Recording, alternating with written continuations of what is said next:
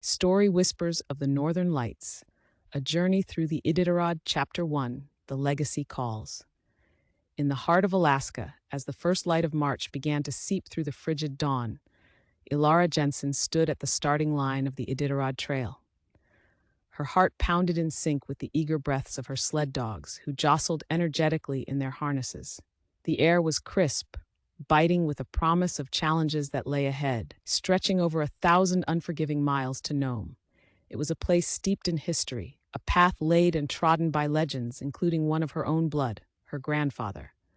Elara was on the brink of destiny, ready to carve her name alongside the others who had come before her. "You're ready for this, Elara," her best friend and fellow musher Sam said, resting a reassuring hand on her shoulder. His words cut through the nerves that danced beneath her skin like the aurora borealis shimmering across the Alaskan night sky. "I have to be," Elara replied, her voice firm with determination. She thought of her father, of the dream he had fostered and passed down to her, a silent promise she had made to him on his last night. This race was not only her challenge, but the opportunity to honor his memory, to knit the stitches of her familial legacy tighter with the threads of triumph. The Iditarod was more than just a race. It was a ritual, a testament to the indomitable spirit of the pathfinders who had braved its perils long before. Inspired by the historic 1925 serum run to Nome, where mushers raced against time to deliver life-saving diphtheria antitoxin, the trail had become a backbone of Alaskan resolve. Today, it stretched before Elara, both daunting and inviting, whispering promises of glory, of stories waiting to be lived. Chapter 2, The First Stretch. The countdown to start echoed around, merging with the hushed anticipation of the crowd. With a joyous bark from Borealis, her lead dog, the sled lurched forward, slicing smoothly over the snow, a ribbon of dreams unfurling behind them. The first leg from Anchorage glittered under their feet, lined by cheering supporters wrapped in thick furs, their voices a cacophony of encouragement and excitement. The landscape soon began its transformation from urban fringes to wild expanses. Towering mountains stood like sentinels guarding secrets of the untamed wilderness. The air smelled faintly of pine and impending adventure. Alara's breath fanned out in wisps that mingled with the soft panting of her team. "Borealis, steady now," she called, her voice carrying a melody that her lead dog instinctively understood. Borealis, named after the northern lights, was a spirited creature. His spirit not unlike the dancing lights he was named for. His intelligence and gentle leadership spread like a balm over the pack, uniting them toward their common goal.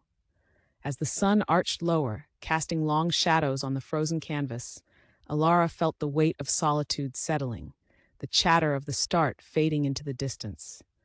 This was her realm now, a place where musher and sled dog became one entity confronting the whims of nature together. Story Chapter 3, Bonds of Breed and Blood. The trail unfurled in desolate beauty, with only the soft whoosh of her sled and the occasional calls of the wild for company. Day turned to night as they pressed on, guided by the ethereal glow of the auroras dancing across the velvet sky, a beacon, pulling them northward. In these isolated stretches, Elara drew strength from her team. Each dog had a role, a place in the intricate dance of survival. Borealis led with unerring confidence, while behind him were Blizzard and Storm, twins of undeniable strength and cohesion. The rear was held steadfast by gentle Luna, whose calm demeanor provided assurance through the worst conditions. The bond between musher and dog was sacred, cultivated through countless hours in training, in trust growing through shared endeavors and whispered secrets. Elara murmured encouragements, soft chants of reassurance that her dogs absorbed like balm. They were more than animals. They were family, partners in this test of endurance. As the chill deepened, Elara's thoughts often drifted to the past. Her father's stories were alive within her, a collage piecing together snippets of passion and wisdom. "Dogs see your heart," he once said, his voice a gentle remnant of laughter. "They see what we often miss." Chapter 4. Ice and Isolation. The journey across the frigid bay came as darkness embraced the land, a vast expanse of ice reflecting starlight. It was treacherous, eerie, a sheet of deceptive calm concealing mercurial undercurrents. As Elara pressed on, the wind's chill penetrated her layers, whispering of both adventure and danger. The sled glided almost silently, each bump and creak a reminder of the fragility beneath.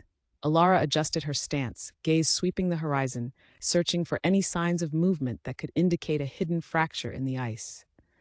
Borealis, ever alert, led with a cautious gait, pausing occasionally, his instincts often sharper than human perception. As they traversed the bay, Elara's mind slipped into reflection.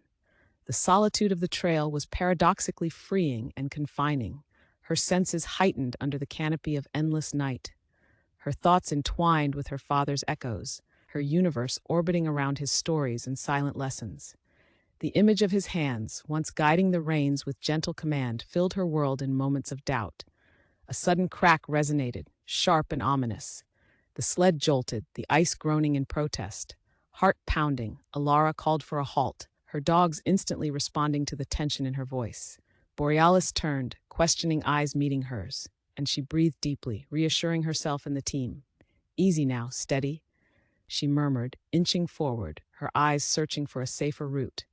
As they navigated the precarious ice field, Elara understood the dance of anticipation meeting reality. Her mind ached with concentration, calculating each move, as if every choice was carved into the ice beneath their feet. Chapter 5: Whispers of the Wild Story. After hours that felt like days, they reached the far shore, greeted by the rugged embrace of dense forestry. Trees enveloped them, and the air was filled with an eerie stillness, punctuated by the distant call of a wolf, a haunting melody that painted the wilderness with an ancient voice. Fatigue tugged at Elara, her limbs weary from the constant vigilance and cold. But as darkness deepened, the skies erupted in a technicolor symphony, the northern lights setting the heavens aflame. Borealis paused, staring upwards, the lights reflected in his keen eyes. It was moments like these that reminded Elara of the magic within this harsh land, the whispers of nature speaking directly to her soul.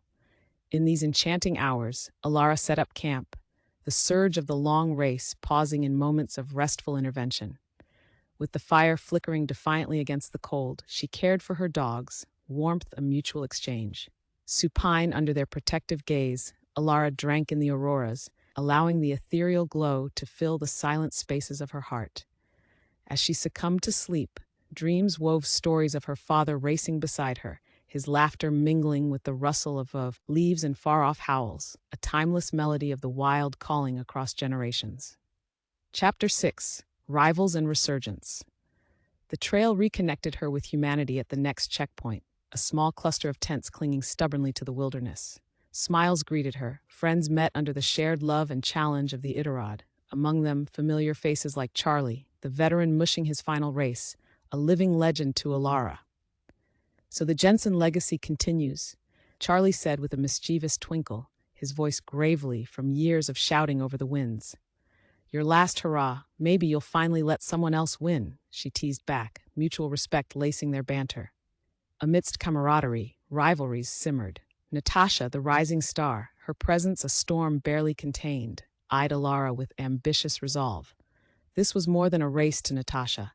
It was the stage where paths were eternally crossed or forever divergent.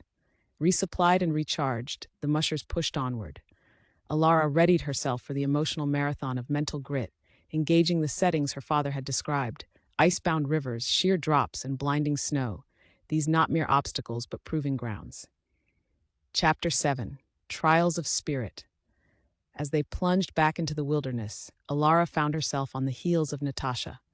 The young competitor's sled careened through the snow with raw intensity. Everything about Natasha screamed defiance of the elements, a force to be reckoned with. But as the winds picked up, a brewing blizzard began to descend, veiling the trail in a ferocious whiteout.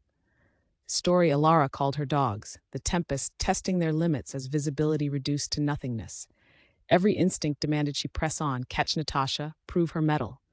Yet her father's voice whispered for caution, patience over impetuosity. It was a painful decision, but she made camp, trusting in perseverance over impetuous pursuit.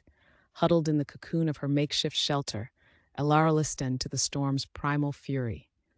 Her mind danced back to the wisdom of those who had raced before her, recalling stories of frostbite and close calls, where lives hung in balance against nature's wrath.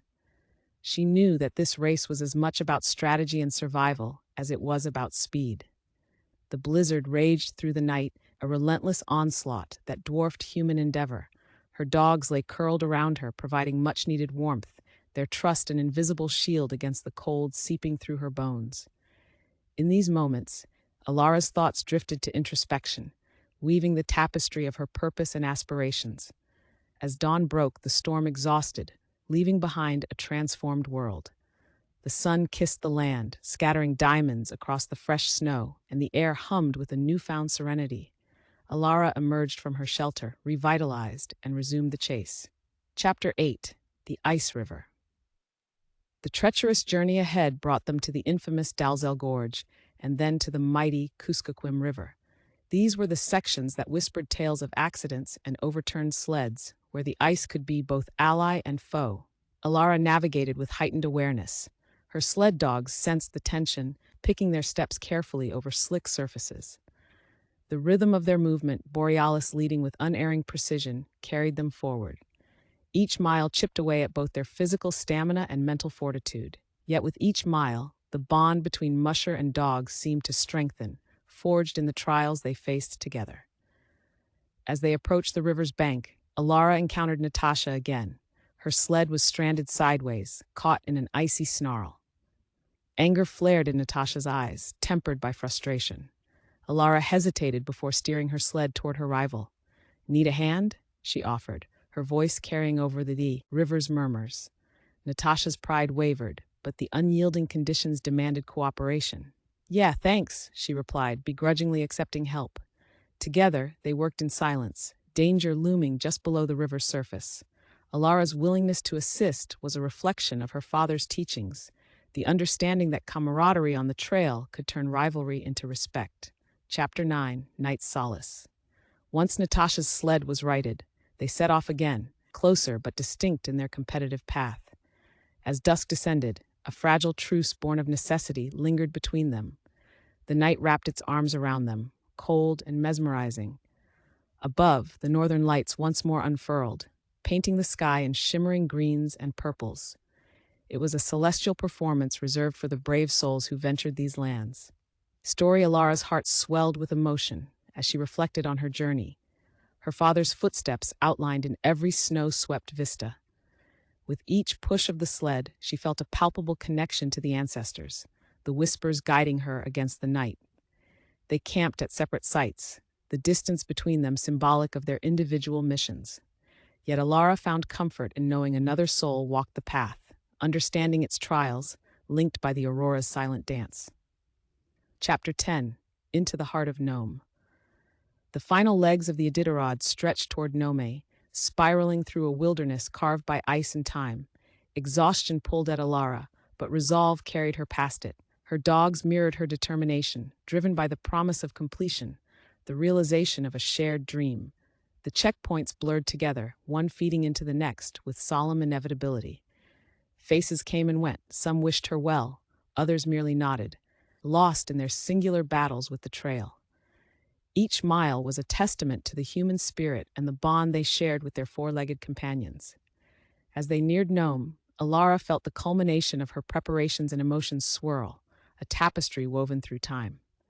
Borealis, still leading with indefatigable focus, became an emblem of her journey. His strength mirrored her own awakening resilience. The moment she crossed the finish line, in a blur of cheers and the luminous glow of town lights, Elara knew she had achieved something profound. It wasn't just about reclaiming a legacy, it was about writing her own chapter, a testament to her family, her father, and the bonds that defined her. Amidst the congratulatory voices and the proud howls of her dogs, Elara stood beside Natasha. They exchanged a nod, silent recognition of the shared journey and newfound mutual respect. Epilogue: The Northern Promise. Later that evening, as Elara sat under the shimmering glow of the northern lights, her dogs nestled closely. She remembered her father's words about the dance of the auroras being the spirits watching over them. In that moment, she felt them all. The resilient souls who charted this course before her, her father's comforting presence, and her own heart finding its rightful place in the tapestry of the Iditarod. The whispers of the northern lights spoke to her, a language of light and shadow, weaving tales that would continue long after she'd have finished the race. Elara understood that this was not the end, merely a new beginning. The trail held countless stories yet to be told, challenges yet to be embraced. She looked at her dogs, her steadfast companions, and saw the unconditional bond reflecting back a quiet promise of journeys to come, with dreams born under the auspices of an Arctic sky. Story. For in the heart of Alaska, where the auroras whispered and the Iditarod's legacy ran through her veins like the rivers of ice, Elara knew de returna not just to honor her family's history, but to live the stories waiting beyond the horizon, carried on by the northern lights.